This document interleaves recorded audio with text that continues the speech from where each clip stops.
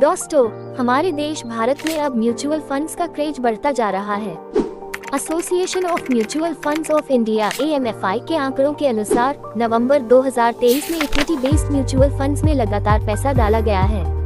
परंतु ये mutual funds होते क्या हैं? इसकी कितनी तरह की स्कीमें होती हैं और क्या इसमें लगा पूरा पैसा गंवा सकते हैं?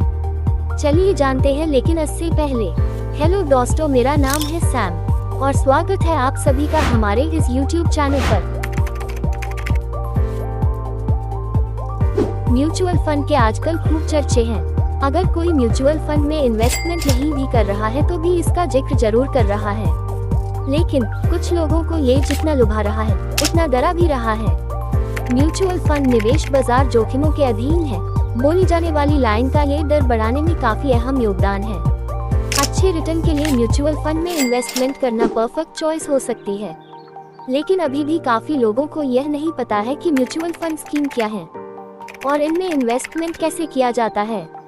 दरअसल म्यूचुअल फंड में बहुत सारे लोगों से पैसा लेकर एक जगह जमा किया जाता है। फिर इन्वेस्टर्स से इकट्ठे हुए पैसे को stock, bond, money market instrument और अन्य प्रकार की सिक्योरिटीज में लगाया जाता है। म्यूचुअल फंड को एसेट मैनेजमेंट कंपनियां यानी AMC मैनेज करती हैं। AMC एसेट मैनेजमेंट कंपनी को म्यूचुअल फंड में एक ऐसी कंपनी कहा जाता है जो इन्वेस्टर्स के पैसे को मैनेज करती है और उनके लिए इन्वेस्टमेंट ऑप्शंस प्रोवाइड करती है। AMC इन्वेस्टर्स के पैसे को मैनेज करके उनके लिए इन्वेस्टमेंट के लिए निर्णय लेती है और इन्वेस्टमेंट का प्रबंधन करती है। ये इन्वेस्टर्स की बुनियादी जिम्मेदारी होती है और वे अपने कार्यों को SEBI, सिक्योरिटीज और एक्सचेंज बोर्ड ऑफ इंडिया के नियमों और उनके द्वारा निर्धारित इन्वेस्टमेंट गाइडलाइंस के अनुसार करती है। हर AMC में आमतौर पर कई म्यूचुअल फंड स्कीम होती हैं। म्यूचुअल फंड में इन्वेस्टमेंट करने वाले हर व्यक्ति को फंड के लाभ, लॉस, इनकम और एक्सपेंसेस का प्रोपोर्शनल हिस्सा मिलता है। आसान शब्दों में कहें तो म्यूचुअल फंड में पैसा लगाना एक बड़े केक का छोटा टुकड़ा यानी एक पेस्ट्री खरीदने जैसा है।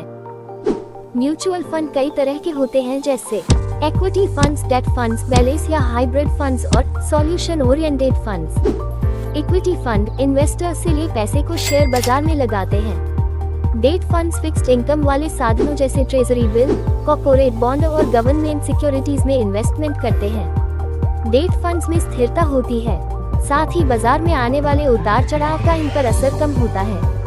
अगर कोई इन्वेस्टर कम रिस्क चाहता है तो उसके लिए डेट फंड काफी अच्छा विकल्प है। बैलेंस्ड या हाइब्रिड फंड इक्विटी और डेट फंड का मिश्रण होता है।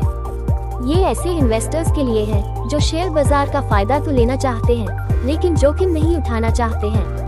किसी खास लक्ष्य जैसे रिटायरमेंट, बच्चों की हायर एजुकेशन और शादी आदि के लिए जो फंड जमा करना चाहते हैं वो सॉल्यूशन ओरिएंटेड फंड्स में पैसा लगा सकते हैं। म्यूचुअल फंड्स में आप लम सम पैसा भी लगा सकते हैं और सिस्टेमेटिक इन्वेस्टमेंट प्लान सीप के माध्यम से भी इन्वेस्टमेंट कर सकते हैं।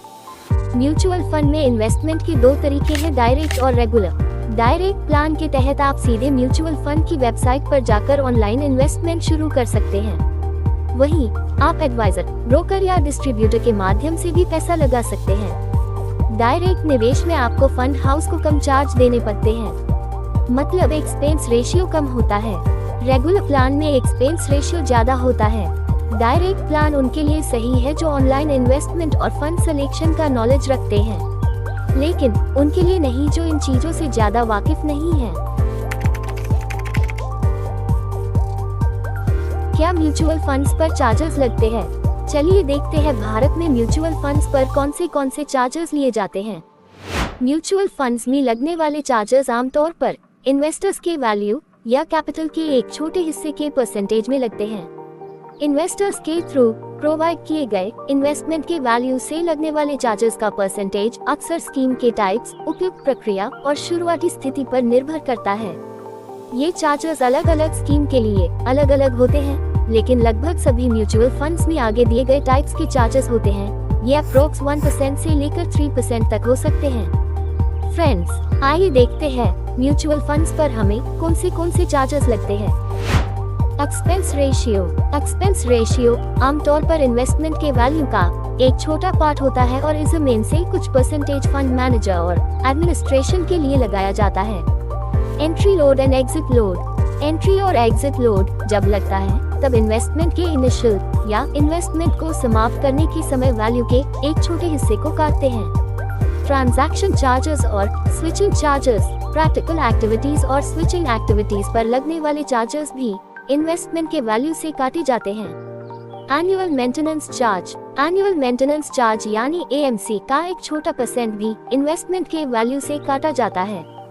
इन चार्जेस का आमतौर पर नेचर और मैनेजमेंट के फीस के फॉर्म में भुगतान होता है, जो फंड के एसेट से लिया जाता है और एडमिनिस्ट्रेशन एंड मैनेजमेंट के लिए सूटेबल होता है। इस तरह से इन्वेस्टर्स के थ्रू प्रोवाइड किए गए वैल्यू का एक छोटा हिस्सा इन चार्जेस के रूप में काटा जाता है। क्या आप पूरा पैसा खो सकते हैं? शेयर मार्केट से जुड़े होने के कारण म्यूचुअल फंड में जोखिम बना रहता है। इस वजह से इन्वेस्टमेंट की गई प्रिंसिपल अमाउंट का नुकसान होने का रिस्क बना रहता है। हालांकि म्यूचुअल फंड के अब तक के प्रदर्शन को देखते हुए कहा जा सकता है कि आपके सभी पैसे खोने की संभावना कम है। क्या म्यूचुअल फंड से टैक्स सेव कर सकते हैं? हाँ, म्यूचुअल फंड से टैक्स बचा सकते हैं। इसके लिए निर्धारित किए गए इन्वेस्टमेंट टाइम पीरियड के बाद म्यूचुअल फंड से प्राप्त होने वाले बेनिफिट पर केवल ECGT यानी एक्साइजेबल कैपिटल गेन टैक्स लागू होता है।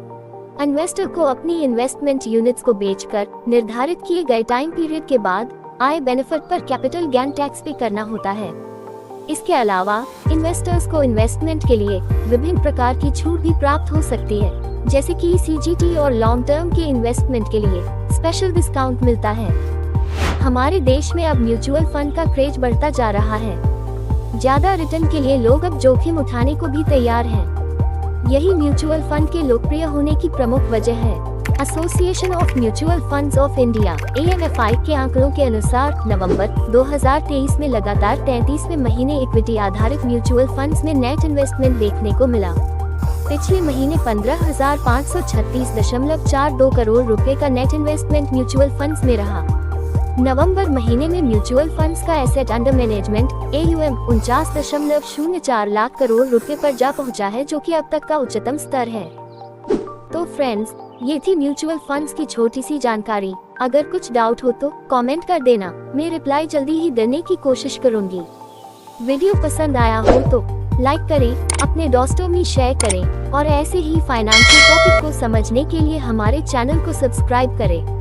मिलते हैं नेक्स्ट वीडियो में। धन्यवाद।